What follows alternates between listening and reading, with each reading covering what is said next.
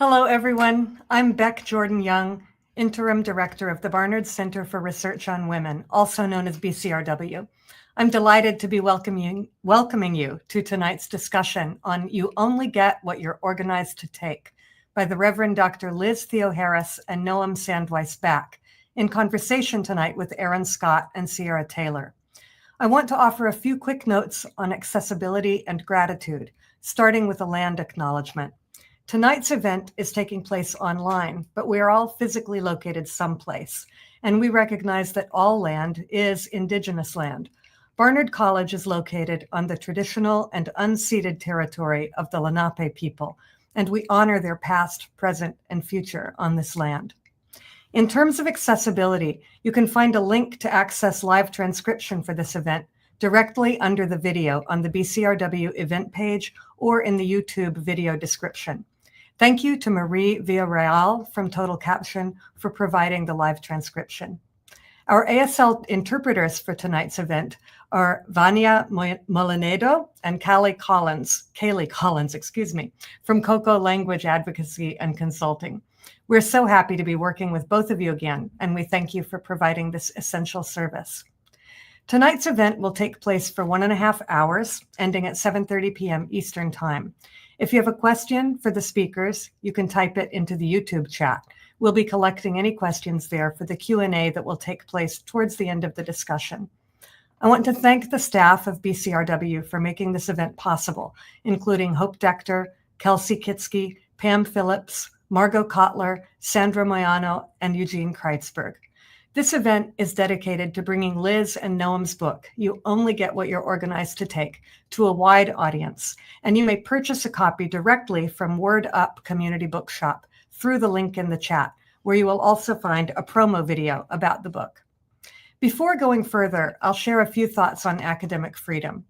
BCRW is dedicated to creating space for feminist and queer knowledge production, and as most of you are probably aware, this sort of knowledge is under intense attack right now in the US and globally.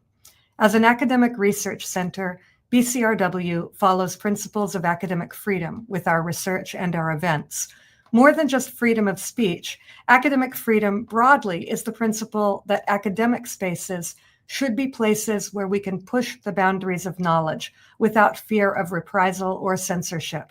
It also means that we don't vet what speakers are going to say ahead of time or require that people only present ideas we agree with. Otherwise, we could never push the boundaries of knowledge. And part of what thrills us about partnering tonight with Liz Theoharis, Noam Sandweiss-Back, and their fellow organizers is that they do push the boundaries of what we know and how we think about poverty and how to end it. Now it's my great privilege to introduce our speakers.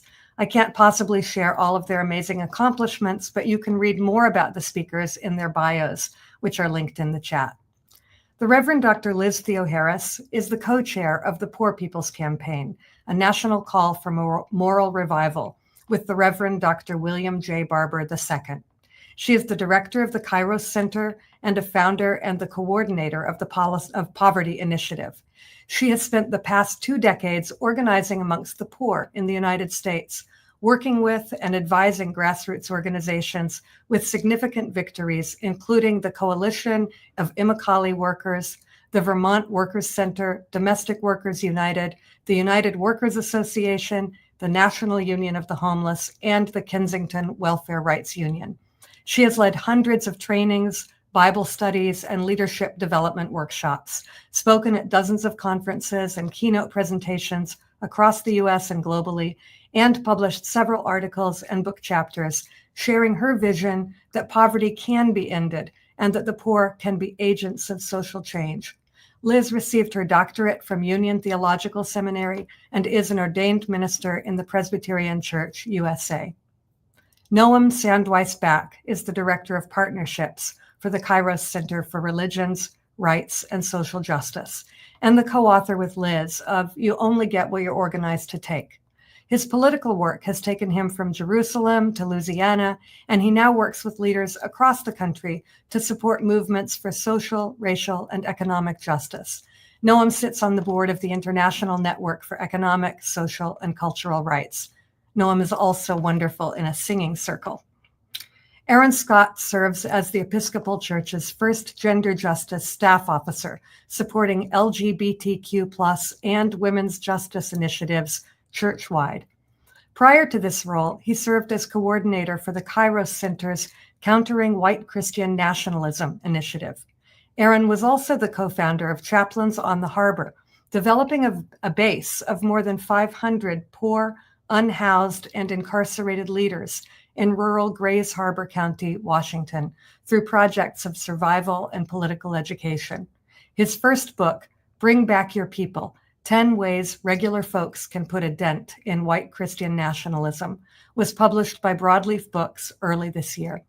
A second-generation preacher and a third-generation organizer, Aaron holds a master's in biblical studies from Union Theological Seminary. He lives in Tacoma, Washington.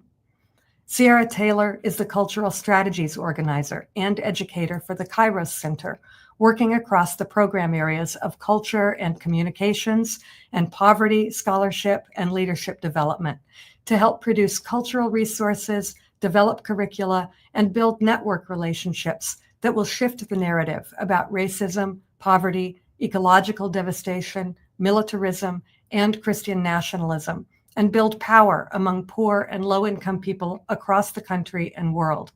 Ciara is also an educator and organizer with the University of the Poor, the National Welfare Rights Union, the National Union of the Homeless, and the Poor People's Campaign, as well as co-founder of the Dream Defenders, a Florida-based youth-led organization that emerged after the killing of 17-year-old Trayvon Martin. Ciara is also an artist with subversive activities. We're lucky that we'll get to enjoy some of her artistry tonight.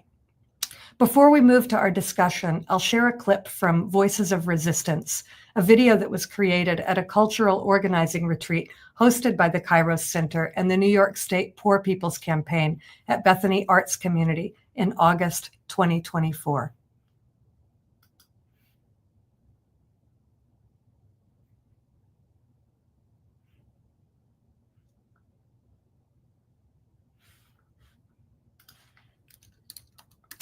I think I'm going to share it.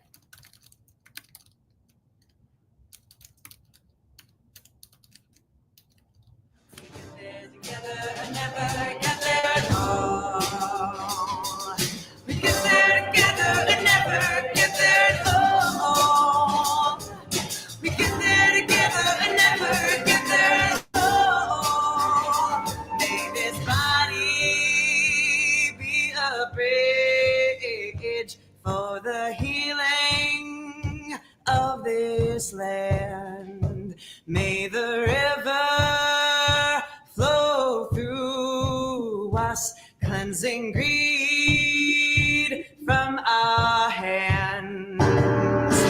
We are born from the water. We are made from the land. Teach us, oh great mother, to bring peace to the land. I don't have to tell you guys, today we're dealing with a big problem. And to solve a big problem, you need a big solution. And when you're dealing with a social problem, you need to build a social movement. And to me, what this is all about is us wielding a very powerful weapon of culture and art to build such a movement. We are made from the land. Teach us, oh great mother, to bring peace to the land.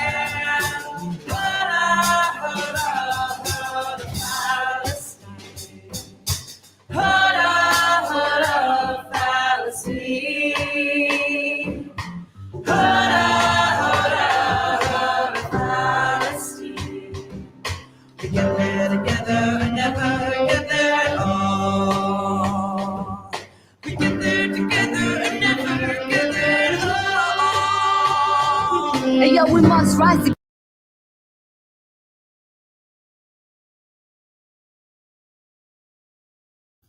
Fantastic. I'd like to now welcome Liz and Noam to join us and share some stories from the book.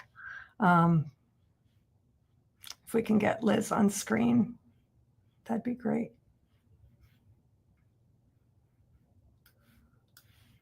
You here, Liz? I know she's actually here. We're going to give her a second to get her camera right.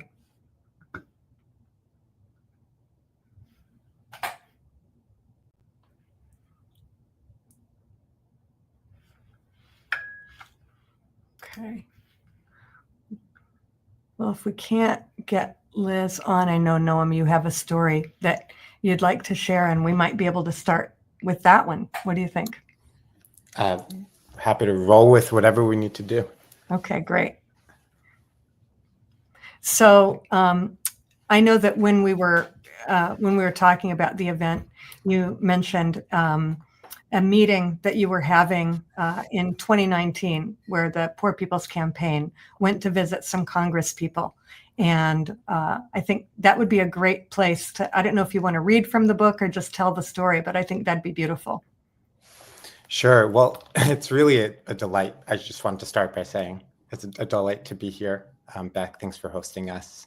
I know we had originally envisioned doing this in person. I'm sorry that we can't be with all of you who are watching with us, but it's nice to be in virtual community.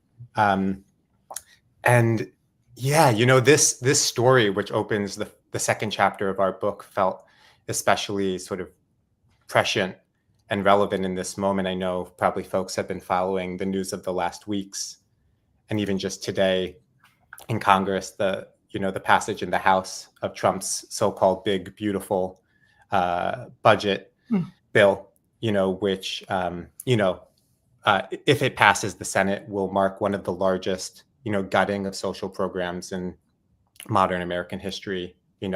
Massive cuts to Medicaid, massive cuts to programs like SNAP, environmental protections, work requirements, for historic welfare programs.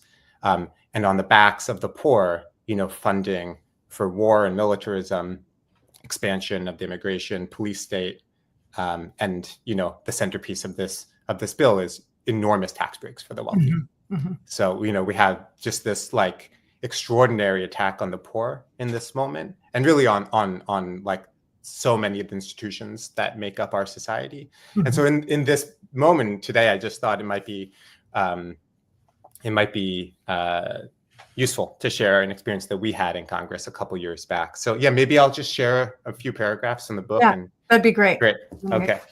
So so this is the opening page of chapter 2 of our book. So here it goes. I don't find anywhere in the scripture, the congressman from Ohio argued in the chambers of the House Budget Committee, where Jesus said it was Caesar's job to feed the poor and to clothe the widows and to take care of the orphans. He said it was the church's responsibility. It is the community's responsibility. It is your neighbor's responsibility. It is your responsibility as a neighbor to do those things. It was a June morning in 2019, and the 6 members of the Poor People's Campaign sitting behind the ornate table stared back in disbelief. It is always a little shocking to hear arguments that abdicate the government's responsibility to care for its citizens. But it was especially distressing that this was coming from a politician charged with developing the budget for one of the wealthiest countries in the world. Bishop William Barber picked up the mic. First of all, he said, "It's interesting that you all would define yourselves as Caesar. I mean, we need to stop for a minute to even hear that. Self-identified Christian members of Congress likening themselves to Caesar? And then the next thing you have to do is read the 2,000 scriptures in the Bible that talk about how society is supposed to treat the poor, the immigrant, the least of these. Jesus started his first sermon with good news to the Potokos. That is a Greek word that means those who have been made poor by economic systems." It was the last day of our Poor People's Moral Action Congress, hosted at a small Catholic college in Washington, D.C. A year earlier, we had relaunched the Poor People's Campaign on the 50th anniversary of the first 1968 campaign. That morning, we were invited to a House Representatives Budget Committee hearing. We packed a bus full of people with close to 1,000 more watching from a college gymnasium. We had arrived with a clear game plan. We weren't there to share sad stories or to beg for sympathy, but to give voice to the needless suffering in our country and demonstrate the fighting spirit of poor people. We had also come to broaden the country's understanding of who is poor and why they are poor, and to show Congress how different things could be.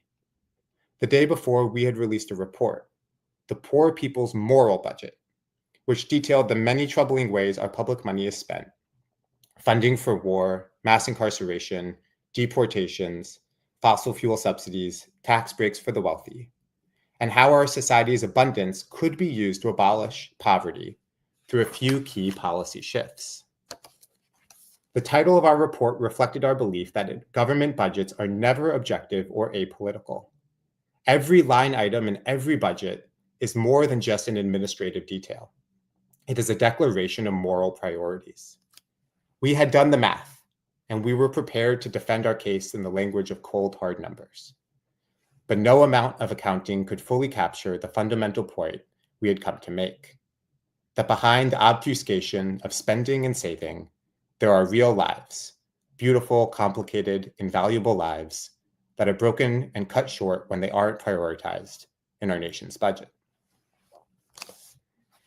The passage continues to describe the story of a leader with the Poor People's Campaign named Callie Greer, a longtime organizer and leader from Selma, and describes her experience of losing two children, one, her son, to gun violence, and second, her daughter to breast cancer, and specifically her daughter Venus died because of the non-expansion of Medicaid in their state. Long, waits at the hospital, really inadequate care, care that, had it come sooner, very likely would have saved Venus's life. And Callie and a number of organizers with the Poor People's Campaign were there in that budget hearing, like really going toe to toe with Congress people across the aisle, both Republicans and Democrats, who in different ways either denied, the existence of mass poverty and economic precarity in this country, Republicans, or minimized in many ways the worst effects of it, Democrats. And there at the center of our testimony were Reverend Liz and Reverend Barber, each wearing stoles, garb of ministers. And on those stoles said Jesus was homeless. And the reason, I'm bringing some religion into this space at Barnard is what was so extraordinary about that congressional hearing is with very little else to fall back on. Like, we brought the numbers. Like, it was just indisputable. Like, the money is there. And as we're seeing today in these budget debates, like, it's so clear. With very little else to fall back on, so many of these Congress people referenced the Bible, referenced, their sort of call as so-called Christians. And that was what they fell back on, these kind of, leaders who we're seeing now kind of at the forefront of the emergence of Christian nationalism in this society. And so in that moment, it became very clear to us that as we build, strong grassroots movements of the poor, that there's a real battle, over sort of the moral values of our society. There's a real, what we call sort of battle for the Bible that has to happen. And not all of us are equipped to make that fight, and not all of us should. Mm-hmm. But it is really a critical piece of the puzzle. And so that was just for me, a very fascinating and really important learning lesson in what was at that point a pretty early experience in my own political life.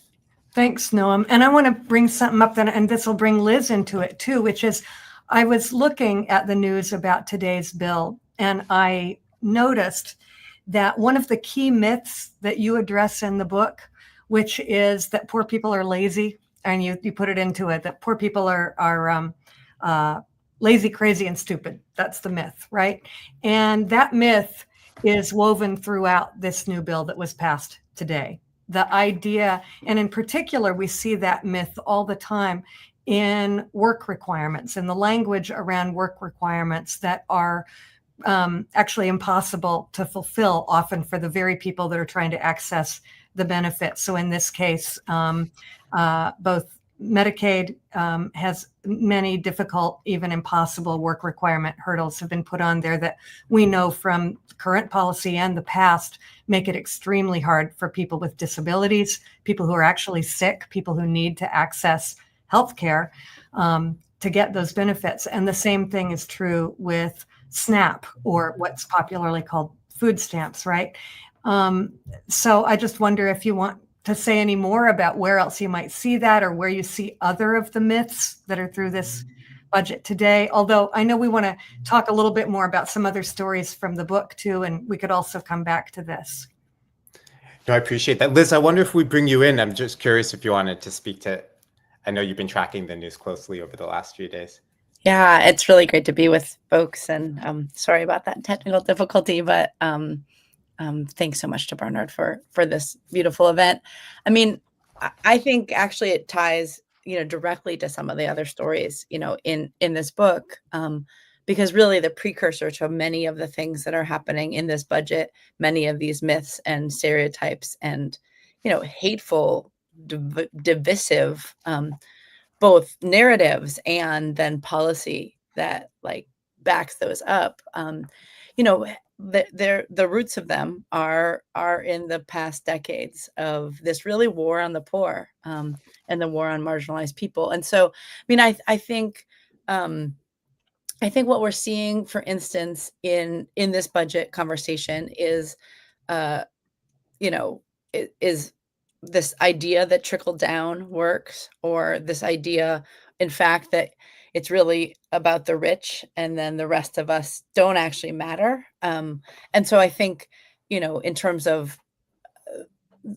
not talking about the breadth and depth of kind of economic insecurity. I mean, I know what we are aware of is that, studies came out last week that 60% of Americans are not able to make ends meet in this moment.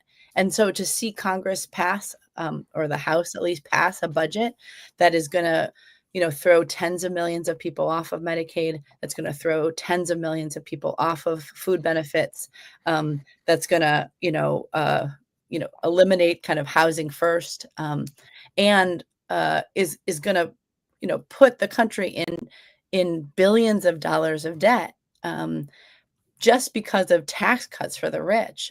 In fact, poor people are going to have to pay more in taxes with this current budget. And so, I think all of, that poverty isn't really a problem, that it's because poor people aren't working.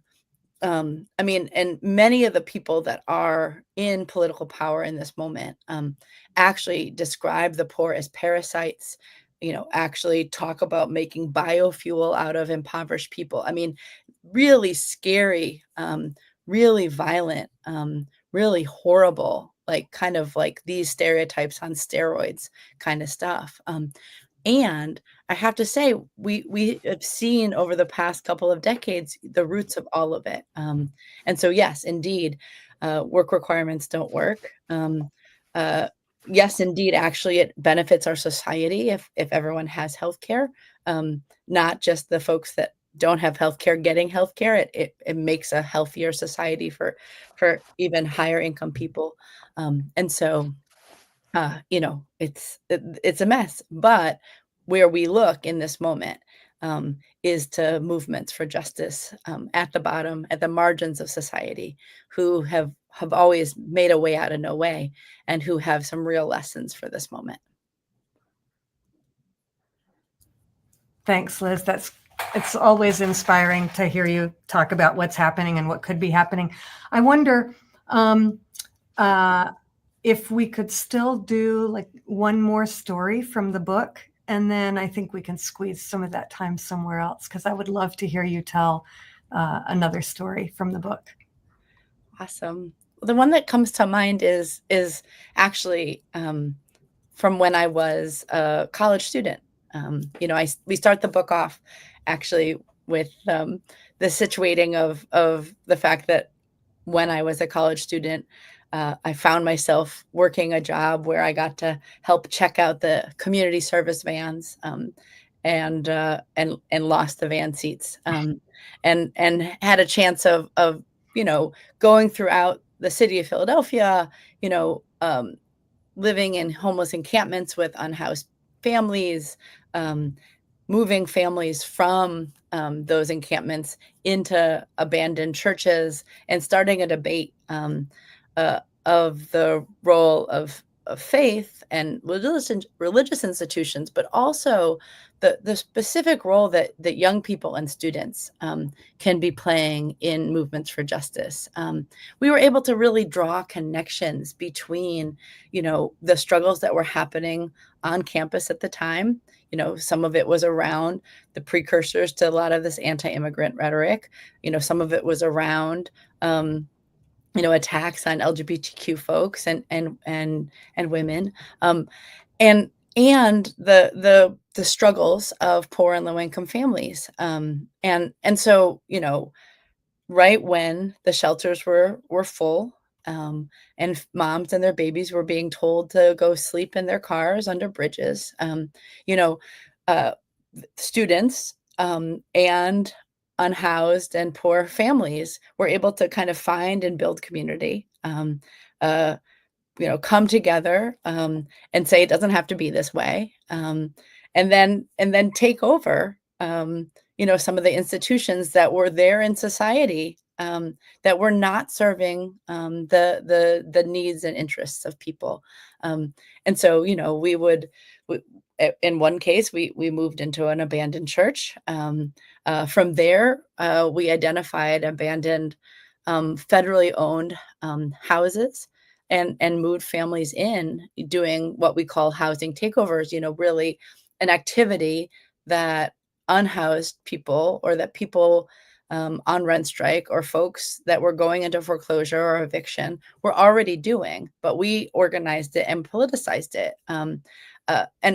And again, there were all of these connections between college students, on financial aid, trying to struggle through, trying to, graduate into a society where there weren't, where the service sector was growing and growing and growing, and people were having to work what we called in our work SLJs, shitty little jobs. And so we could see these connections between the kind of militant and bold actions of poor and unhoused people and the organizing on campuses of college students, and that we could see that actually our survival and our kind of thriving was inextricably connected. And so so there's a number of stories in there that I think speak not just to that moment in time, but speak to some of the work we're seeing happening on campuses, and the connection between the economic conditions, the problems of war and genocide, the issues of what kind of democratic system, and freedom of speech and freedom of protest we can have in this moment. And again, turning to those at the bottom of society for real lessons. Thank you. That's great. It's a good moment to do a shout out. We have a couple of our student groups that are doing some fantastic organizing work in the community that I know have tuned in tonight and have some questions for us. We've got the 116th Initiative and the Housing Equity Project both here. And so I just want to give some gratitude to the student organizers who are still making it happen. And I want to bring in Ciara and Aaron to the conversation. But first, I think I know that so much of your work, Ciara, it is in song. And so I know you have a song for us at this point, and I'd love to take a minute to fill ourselves up with that. Yes, thank you so much, Beck, and for the team for bringing us together. I wasn't sure which song that I would sing, but decided on this one after that opening with Reverend Liz and Noam. There's an excerpt in the book where Reverend Liz talks about the slogan, which is also the title of the book, "You only get what you're organized to take that comes out of the National Union of the Homeless and welfare rights organizing. And in this excerpt, she writes, there is another NUH slogan that has echoed through the years. You only get what you're organized to take. It is a personal favorite because it expresses a core argument of this book. Poverty in this country will not end because of the goodwill of those who hold political power and wealth, or through the charitable actions of well-meaning and sympathetic people alone. A change of such scale requires a protagonist with a more pressing and compelling agenda. Poverty will end when poor people when poor people become a united and organized force, not for one action, campaign, political moment, or election, but through long-term human rights movement that can rally a critical mass of society to their cause and reorder the political and economic priorities of our nation. It is a simple and explosive idea. And so this song is really inspired by this slogan, you only get what you're organized to take. This song was adapted from a traditional Cameroonian folk song called Bele Mama, which was a song that people would use to sing in the village to get the women, to get the mothers out into the village square for a gathering or a get-together, to join in celebration. And we've been using this song in our movement spaces to call people in to liberation. And so it goes a little something like this. Hey na na, yeah. Hey na na, yeah. Hey na na, hey na na,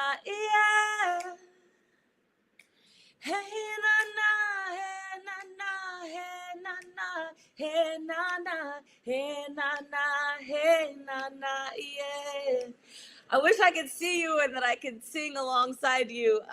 But from your home, if you want to sing with me, please do, and I'll fill your spirit with me.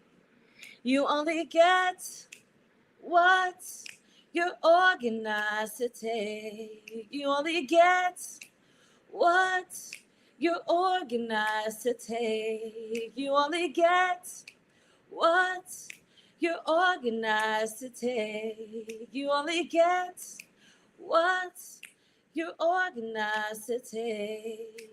Hey na na, yeah. Hey na na, yeah. Hey na na, hey na na,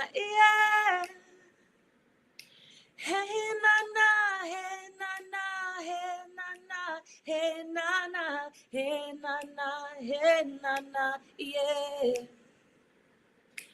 Liberation, liberation today. Liberation, liberation today. Liberation, liberation, liberation, liberation, liberation, liberation today. Hey na na, yeah. Hey na na, yeah. Hey na na, hey na na,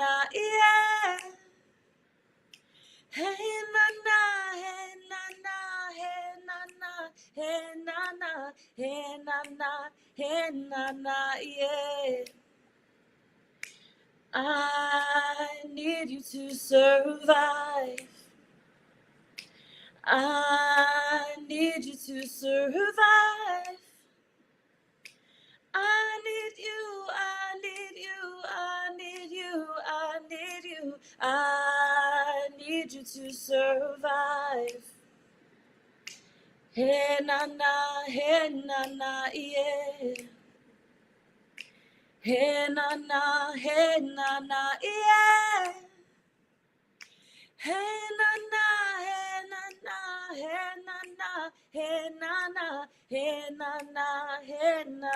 yeah. We need to organize. We need to organize. We need to, we need to, we need to, we need to, we need to organize. Hey na na, yeah. Hey na na, yeah. Hey na na, hey na na,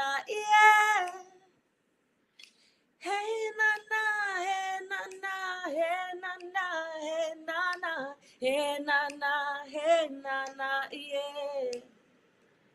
You only get what you're organized to take. You only get what you're organized to take. You only get what you're organized to take.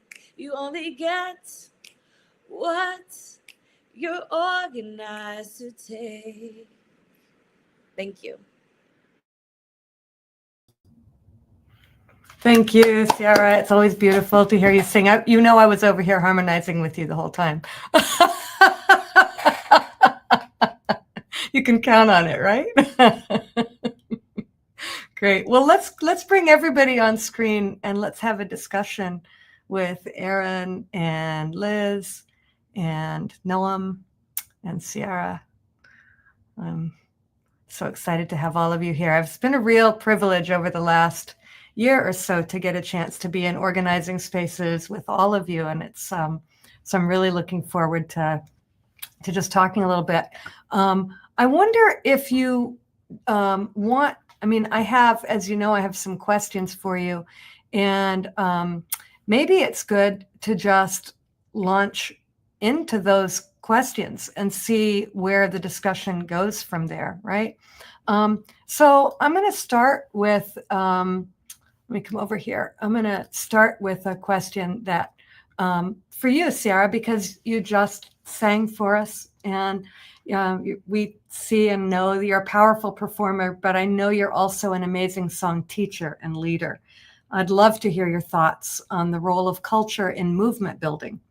And I wonder if you might specifically talk about the embodied practices of singing, dancing, and making art together. How does that work the muscles that we need for building a movement? Ooh, thank you for asking this. I always appreciate just being able to talk about the role of art and culture and movement because it is so important. And I'm really honored to work alongside people who understand the significance and importance of, wielding art and culture in service of movement. As it is a practice of reclamation, of resistance, of leadership development and movement building, shared practices, survival. I think, well, I always like to start off by saying, my colleague and someone who I've learned so much from, Sharon Rebar of the Kairos Center, talks often about how, scientifically it is proven that when we sing together, our heartbeats align, our breaths align.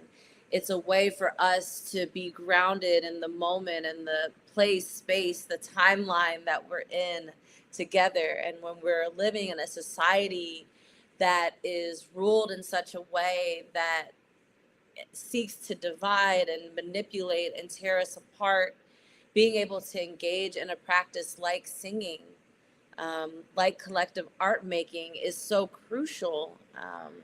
And I think that it also really interrogates the system that we're living under, the status quo, in how art, who gets to make art, who gets to be seen as an artist. And I think, as human beings, we're not only hardwired for connection, but we're hardwired for creation, to create. And so when we engage in art and culture together, we get to engage in a practice that is very much pushes back on who we are as human beings, going beyond labor going beyond what you can produce, and also engages us in a practice of being able to envision together and really seek and practice and creating this world that we believe in, not for the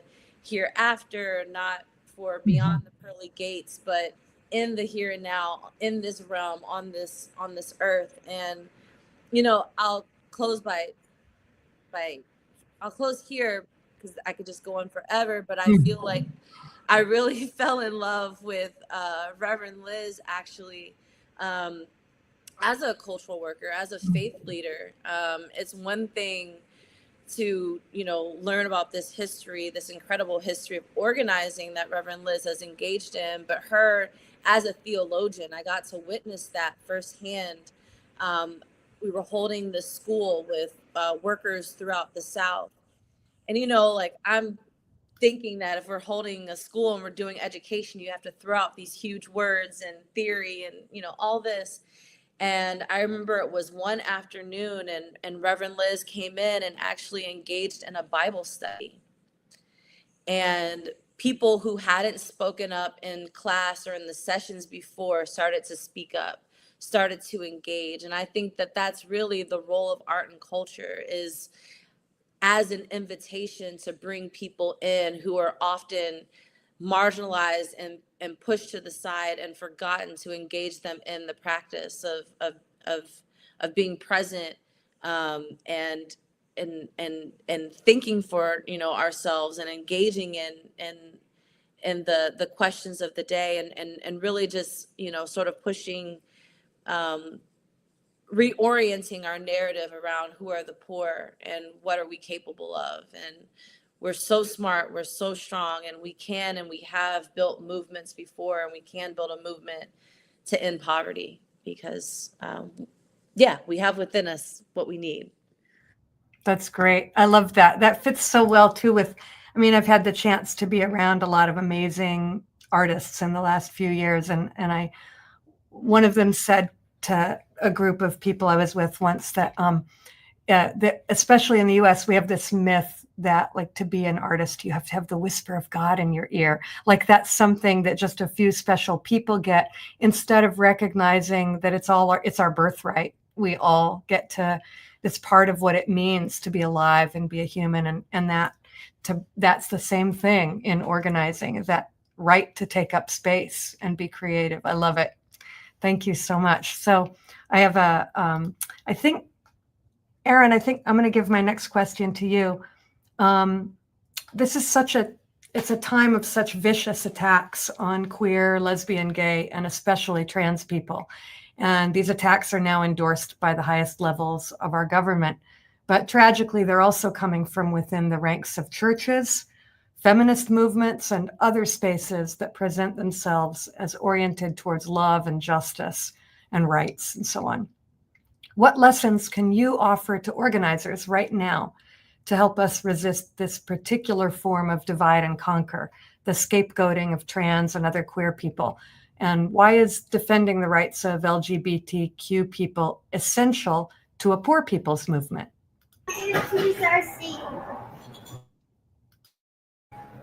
Sorry, I clicked too many buttons. Thank you so much for having me. And I think this is a really important question.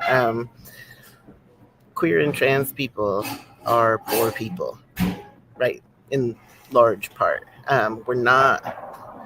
We're not doing better than other people just because we're queer and trans. We're doing just as bad, if not worse than everybody else, right? That we're very much in that 60% of Americans Liz referenced who aren't making it. So poverty issues are our issues, right? Especially when you're factoring in gender identity, race, and for trans folks specifically, we have twice the unemployment rate as the general population. I think we have like 4 times the rate of incarceration as the general population.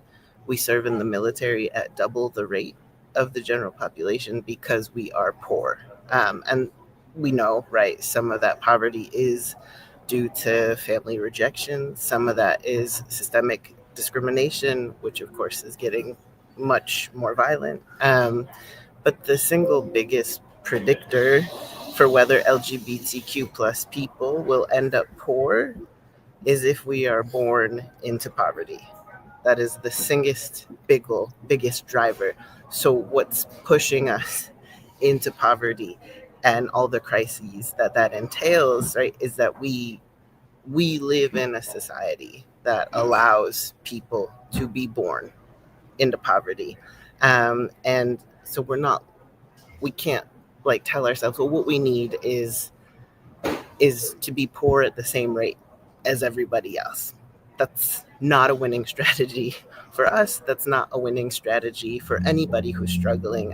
If we really want to win, we have to abolish poverty for everybody. That's the only way that you're going to keep LGBTQ plus folks from being on the street, from losing healthcare access, from being hungry, is to ensure that those things are universal human rights.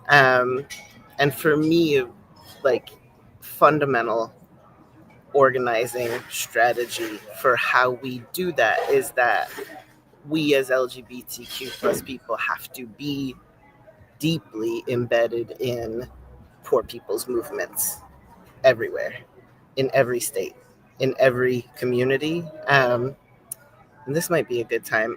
I made some pictures from my previous work as an organizer in a rural county here in Washington State. So this is some of how we organized, right? And in our organizing in rural Grays Harbor County, we had at every single program, every organizing meeting, every free dinner, which was like, we fed people 6 days a week. We did street outreach and harm reduction, all kinds of projects of survival, mutual aid, political education, but there were queer and trans people at every single one of those programs. And this is a county, it was one of the handful of counties that flipped from Obama to Trump, right? So there was a whole narrative in the media about what that meant, about a very singular focus on an imaginary version of who the working class and the poor are in this country. And really, the story that we heard being told was not at all representative of the community on the ground. And the political direction of the county was not at all aligned with the needs and desires and survival of people on the ground. You can go to the next slide. That was just one of our feeding programs. This is one of our direct actions, pushing back against the criminalization of folks on the street. And some of the story of this particular work that's in the slides is told in Reverend Liz and Noam's book. So there's there's a lot more to say there around how we did mutual aid in a way that was not just about meeting needs and building relationships, but also building power, right? Developing people as leaders, building organization for the long haul. And with that, we had a pretty clear religious strategy that was lifting up a counter to white Christian nationalism, right? So we were in partnership with the Episcopal Church, which is a historically affirming denomination of LGBTQ plus people. It's where I work now. And we were able to say, yes, there are feeding programs and shelters and stuff like that in this county that have told not just LGBTQ people that you are a sinner, but have told all poor people that, right? And folks in our base started because we were setting up programs and spaces where people were not being pitted against each other in the usual ways.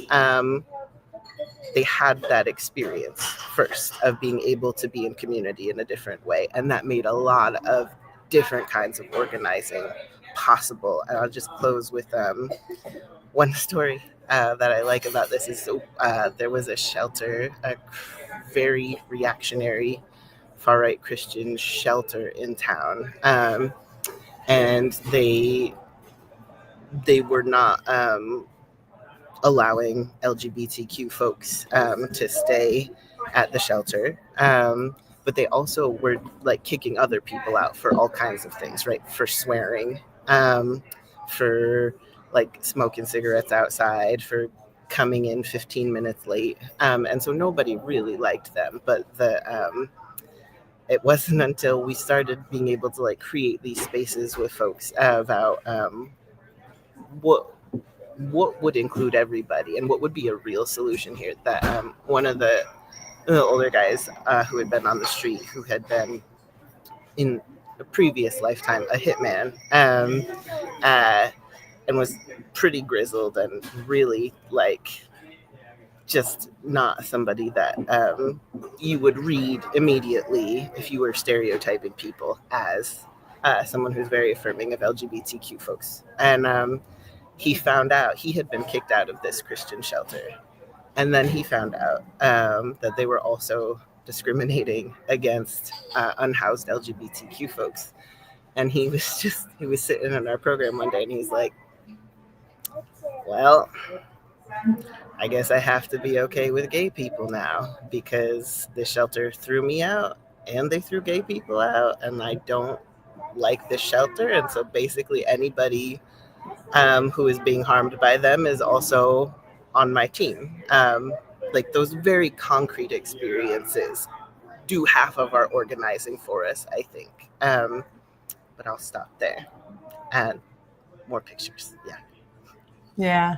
Thank you so much, Erin. Thank you for bringing. Do you have some more of these you wanted to? Should we move through a few more and just take a look at them? I really appreciate you grounding us in some of the visuals of the work that you've been doing in Washington State. I think we're going the wrong way now, but it's okay. Here we go. Maybe that's it. But thank you so much. I think those are great stories for understanding how to break down some of the barriers that seem so inevitable and natural, I think, to a lot of people. And I'm going to move to a question for Liz. Liz, you began the book with a great story. You alluded to this in your comments about work you were doing as a student in the 90s at a community service office on your campus when you lost the van seats.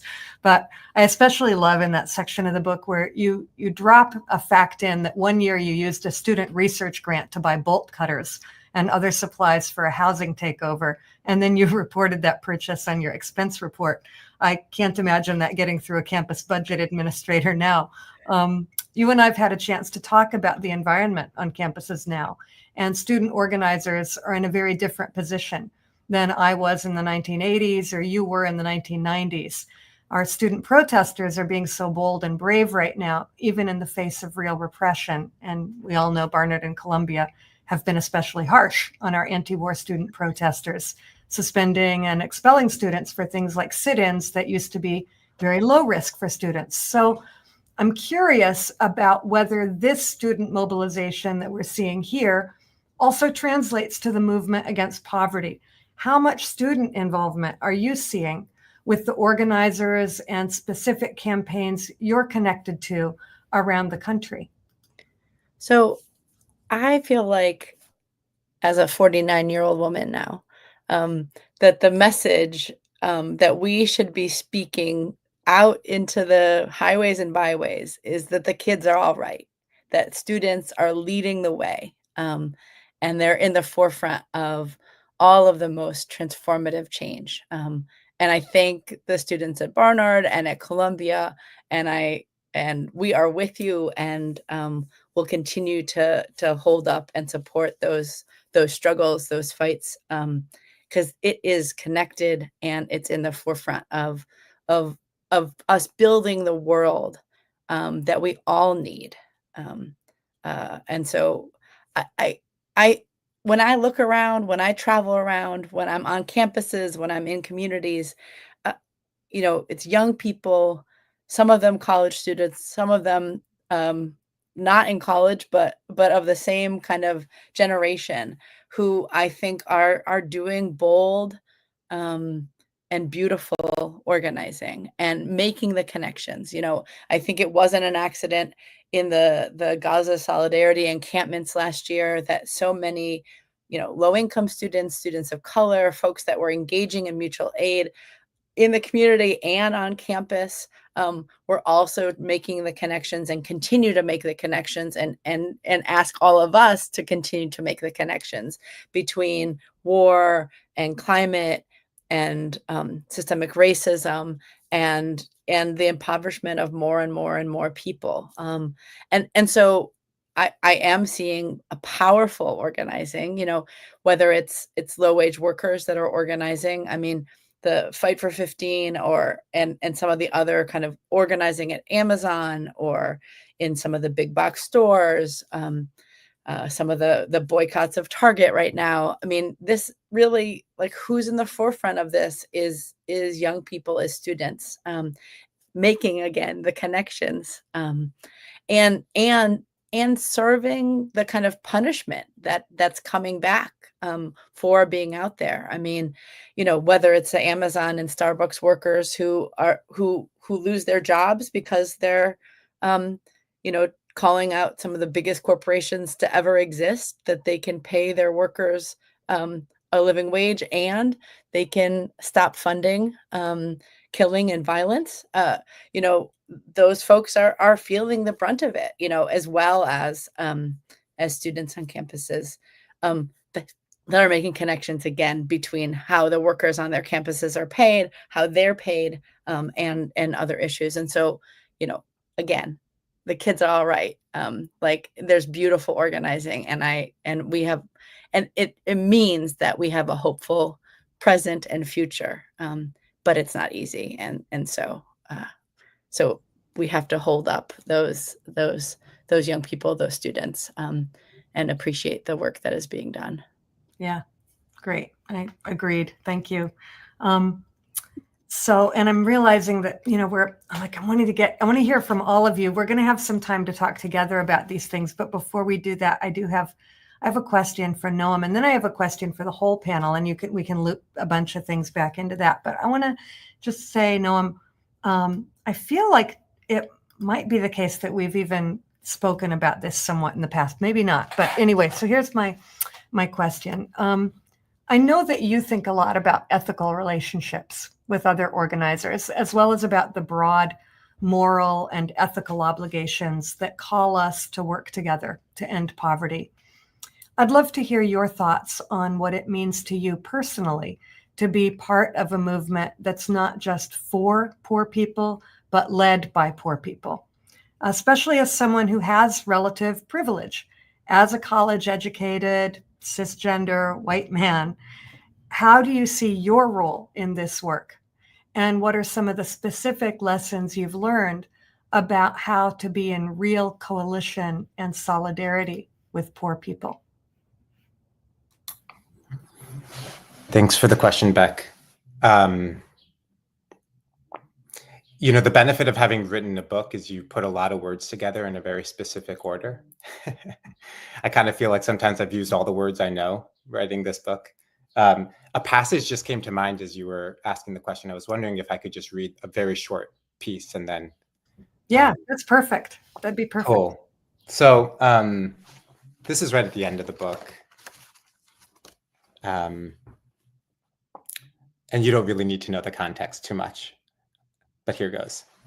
At a conference celebrating the life of Malcolm X, Diane Bernard, a Black mother and leader with the Michigan Welfare Rights Organization, reflected on the struggle to end poverty, then at its own moment of crisis amid the early pangs of welfare reform in the 90s, through the story of a poor white woman who had to jerry-rig her own heating source in the winter because she couldn't afford to pay her gas bills. One day, her house caught fire, and her 3 children were consumed by the flames. Bernard was heartbroken for this woman, but she didn't pity her. Instead, she implored the audience to recognize that this woman, bereft of everything and everyone she held dear, could be a leader in the movement. Don't tell me that a white woman who witnessed her 3 children burned up in a house fire is unfit to lead this struggle, Bernard said. She has a personal vendetta against the government. She'll fight harder than anybody who's out here just reading books and talking a bunch of bullcrap because it sounds good and feels good. She will fight because she has a personal stake because they hurt her. Those are the kinds of fighters we need, and I'll follow her anywhere, anytime. We have to embrace those mothers. Bernard believed that this mother and others like her could serve as the backbone of the movement to end poverty. But she wasn't simply saying that these poor mothers could be leaders as individuals. She was identifying their potential leadership at a collective level, as representatives of entire communities of poor and dispossessed people who, when organized and united, were poised to become a powerful and life-affirming force within a death-dealing society. Bernard was clear.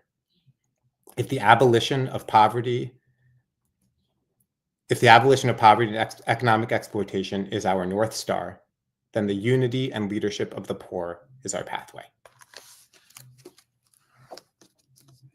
And the reason that passage came to mind is back when you asked the question, a movement not just, for the poor, but led by the poor. I mean, I think the first thing that comes to my mind is, what do we mean by leadership? And really, what do we mean by the leadership of the poor? When we talk about the leadership of the poor, or movement led by the poor, we don't mean individuals. I mean, we don't just mean individual folks who have been immiserated by the system. We don't mean, just quote unquote directly impacted, platforming individual directly impacted people. So much actually the parlance of social justice activism today. Like, what we mean actually is developing, the political consciousness and power of entire communities of poor folks. 140 million people in this country are poor or one emergency away from poverty. Liz and Aaron reminded us earlier, 60% of the population, just a $400 emergency away from economic ruin. And so really, when we talk about the leadership of the poor, we mean that the poor are not just, potential leaders for their own communities, but actually potential leaders for the entirety of our society. That poor folks who have the least to lose and the most to gain from a big change, who have the least, stake in the sort of economic reality and status quo, can actually be leaders for all of us. And so for me personally, then it just becomes a question of allegiance. Like, what have I sort of aligned my life, towards, and who are my leaders, and for me every day, like I do wake up and think about that question of like, what's my allegiance? And I think about a quote from Dr. King at the end of his life. He said, "I choose to identify with the poor. I choose to give my life to the hungry. I choose to give my life to those who have been left out. This is the way I'm going. If it means suffering a little bit, this is the way I am going. If it means dying for them, this is the way that I'm going." And so that, for me, I think is really critical, this question of leadership and this question of allegiance.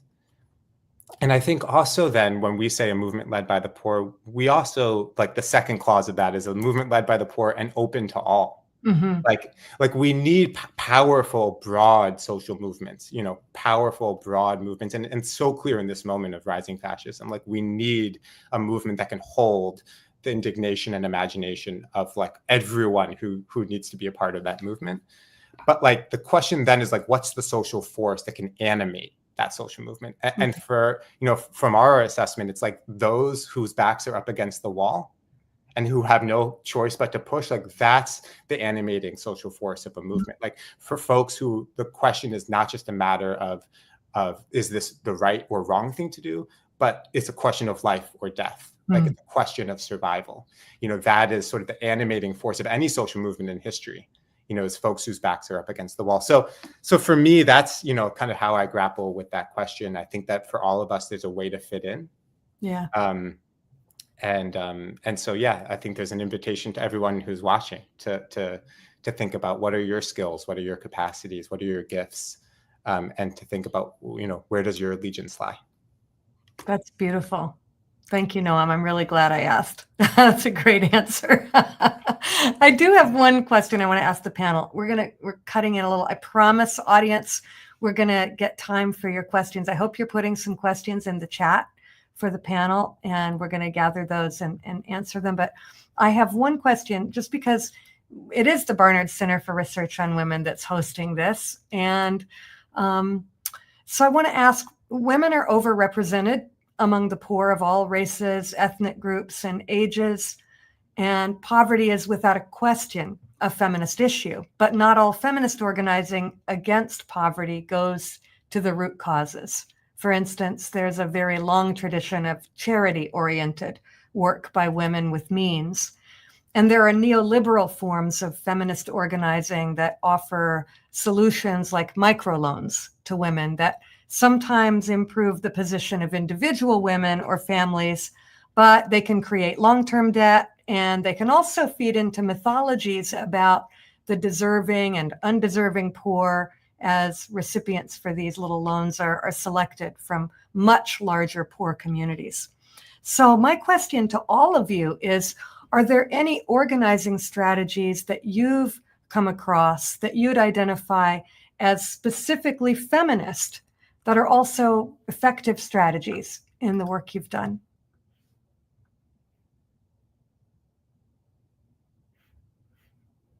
Oh, I hope there's at least one yes. If not, we've got so much more work to do. I'll jump in, but I think other people are going to have better answers as well. But I mean, we would talk about, both in the Homeless Union and the Welfare Rights Union, how, just the vast majority of the leaders of those efforts, and this is continued through to other grassroots organizing, are led by women, particularly women of color, Black and brown women, who are able to, from their social position, embrace a feminism for all, right? And suggest so. I feel like my genealogy in terms of organizing, comes from someone like Johnny Tillman, who was a leader in the National Welfare Rights Organization, the largest kind of organization of low-income people, in the 60s. I mean, a mass organization. And she had kind of a model of organizing that I really believe is a feminist model of organizing. And she suggested, 3 components to that model. One was that it was led by those that were most impacted, which I think is a deeply feminist idea, right? Those in pain know when their pain is relieved, right? And again, it was the kind of leadership that Noam was just talking about, both individual leadership of impacted folk and the social leadership of women and poor women and poor women of color and all poor and low income people. The second part of her organizing model was that organizing had to be financially and politically independent, which is a deeply feminist idea again, right? And so, you had these low-income families, women in particular, that were paying their money so that they didn't have to be beholden to richer women telling them what to do, to institutions or foundations in society saying this is what you should advocate and organize around. But also politically, who had their interests? Was it the Democrats? Was it the Republicans? No, it was, a political independence that pushed and put pressure and won concessions from both political parties. And then the third component of that organizing model was about meeting the spiritual and material needs of the people, what we call projects of survival. And again, there's not really a more feminist idea than this. And and I think about, as a woman and as a mom in this work who is raised by welfare rights leaders, who were colleagues of Johnny Tillman. I think about, for me, I have kids, I have teenagers, and they, following this Johnny Tillman model, we're always in the work. And I think of Marion Kramer, one of my mentors, who is the president of the National Welfare Rights Union now, and was a part of the National Welfare Rights Organization back in the 60s. And she would talk about how, that welfare and poverty and these issues were all women's issues. And she would say that also that we weren't trying to raise shadows, that kids and families in all the shapes and sizes and forms that they take, were the core, the center of the organizing and of the movement. I think all of that is feminism. I know all of that is feminism. And it's the kind of feminism that I actually believe is going to help us in this moment where women, where LGBTQ folks, where young people, where people of color are under attack, but instead is holding out this other model, this other way, that is not paternalistic, is not patronizing, is not charity minded, and is not neoliberal, but is lifting from the bottom so everybody can rise. Great. Anybody else want to add something to that? No. I mean, it comes that I just have to say that this piece of the people who are most impacted leading it, that principle about like what constitutes not real valid knowledge, where does it come from? And it's not disembodied and abstract and so on, but that's where, feminist theory says theory comes from there. It's not just, lay knowledge or something. So I love that. Thank you. That's great. And now I'm hoping that we can see some of the questions from folks. Let's see here. I've got a question. How may our current law, policy, and practice influence the strategies we choose to increase the visibility and recognition of poverty? So about this particular context, this moment of current law, policy, and practice, and how does that influence the strategies we use to increase the visibility and recognition of poverty?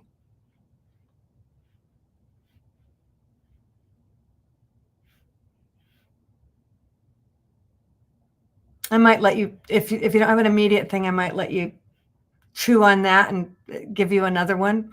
Hold on a second. Let me get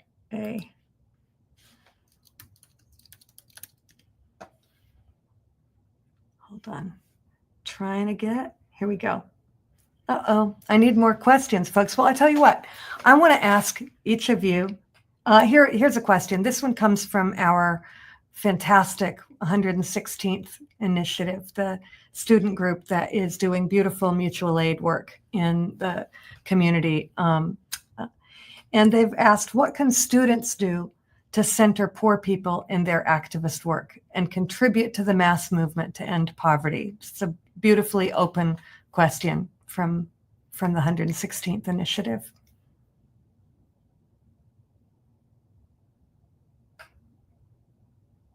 I saw Ciara going off of mute before, and so I don't know if you want to just start, and I'm happy to jump in, but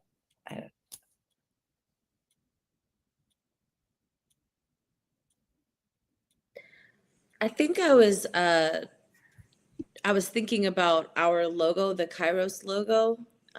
If folks look at it, you see this sort of symbol coming out of it that people might often confuse with like a time, but it's really, it's or an infinity sign, but it's really, it comes out of the National Welfare Rights Organization and their belief about needing to link up the struggles. And so it's actually supposed to be links in the different struggles. And I think that it kind of goes to both of these questions as well that are put in the chat, wherein I think that it's not so much increasing the visibility, of poverty. People are feeling poverty.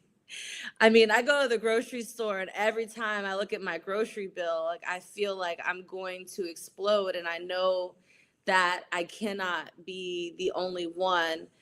I think it's a question of how do we link up our struggles and recognize that the ruling class or those who are in power, our opposition, never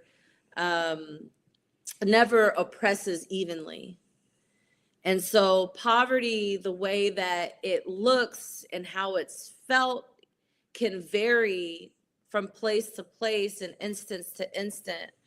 And it's really our role in being able to facilitate connecting around and telling our stories of how we're being impacted. And I think, as students as well, it's not so much as censor poor people as though they're outside of us, but how are the struggles that all of you all are facing, how are those related to a common enemy who is able to only stay in power because we feel as though our issues are so disconnected, whether that be poverty or systemic racism or, not being able to pay our tuition or have housing. And it's really through us having, conversations and learning from one another and being able to find that common cause and that common struggle so that we can all lift, as Reverend Liz was saying earlier, lift from the bottom so that everyone can rise. I love that answer, Ciara. I wanted to maybe get in there on the second question. And Beck, if you'll permit me, I just want to be very direct, given the climate on Barnard and Columbia's campus and other campuses. I think an answer to what can students do to center poor people in their activist work and contribute to the mass movement to end poverty, I think an answer is to keep doing what you're doing. I think specifically when we're looking at the Palestine solidarity movement and the encampments on campus, I think one of the most significant poor people struggles in the world right now is Gaza. Gaza, one of the poorest places on earth, perhaps the poorest place. We really understand this as a war on the poor, what is happening in Gaza. And so, and I think students across the country here understand that as well. So in one very, direct way, I think the international solidarity that students have demonstrated, the extraordinary bravery that students have demonstrated over this last year is deeply connected to the movement to end poverty. And I think the other thing that students have so naturally made the connection between is this country's war economy, this country's investment in militarism and its divestment from programs of social uplift for their generation, all of our generations of people in this country. 53% of every federal discretionary dollar is used to fund the Pentagon. The Pentagon is now the greatest producer of carbon emissions in the world, institutional carbon emissions in the world. This budget bill that Trump is trying to push through is going to increase military spending even more. And every dollar given to the military and to weapons of war is a dollar that could be spent on housing or healthcare, or increasing living wages. So I think students really get it. I think students really get it from their own experiences. I think students really see that clearly. And I really have so much admiration for the peace activists and the anti-war activists and those students who are also anti-poverty activists. I think those issues are just inextricable, and I think students get it. Thank you, Noam. That's powerful. You can't use the military money for housing and food, right?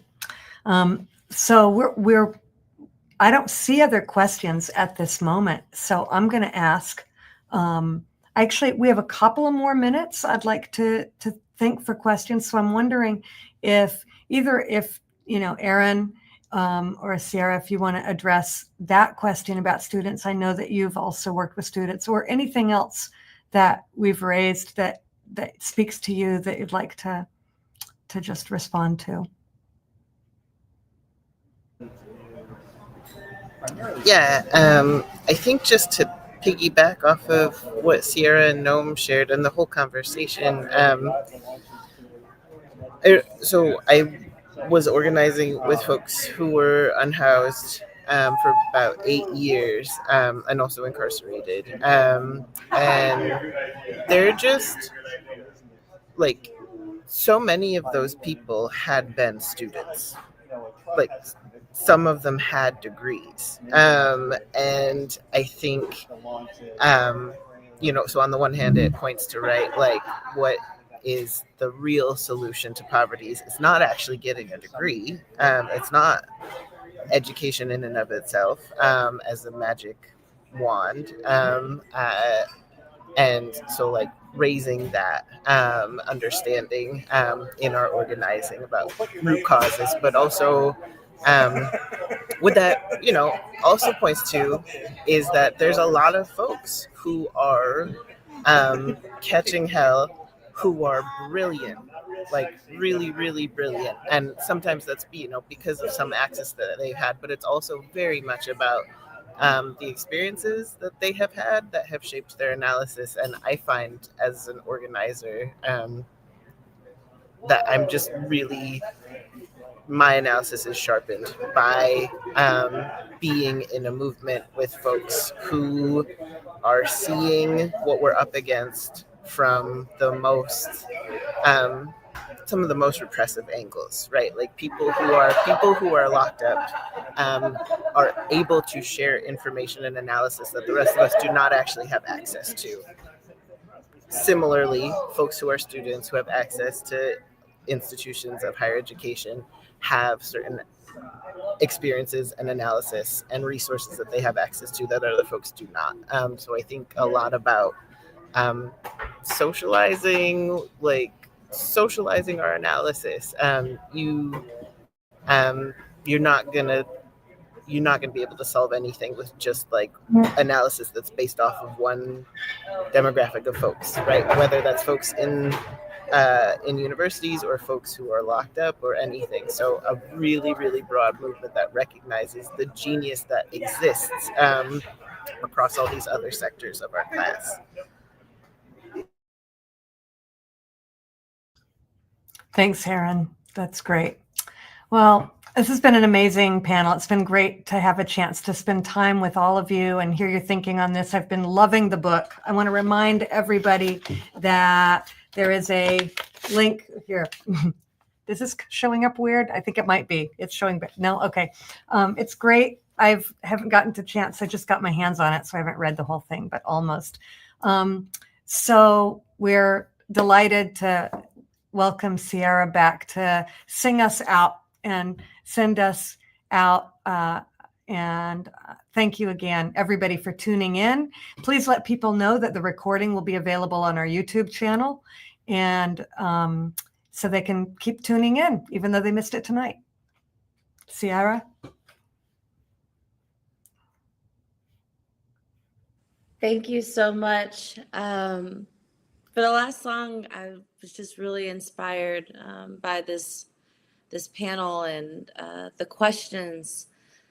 And this song, Set It Right, was written by Ana Hernandez, a cultural organizer that I know and I've organized with in New York State through the New York State Poor People's Campaign, a national call for moral revival. And she adapted a line from Sojourner Truth's stirring and courageous speech at the 1851 Women's Rights Convention in Akron, Ohio, when she said that, "I have heard the Bible and I've learned that Eve caused man to sin.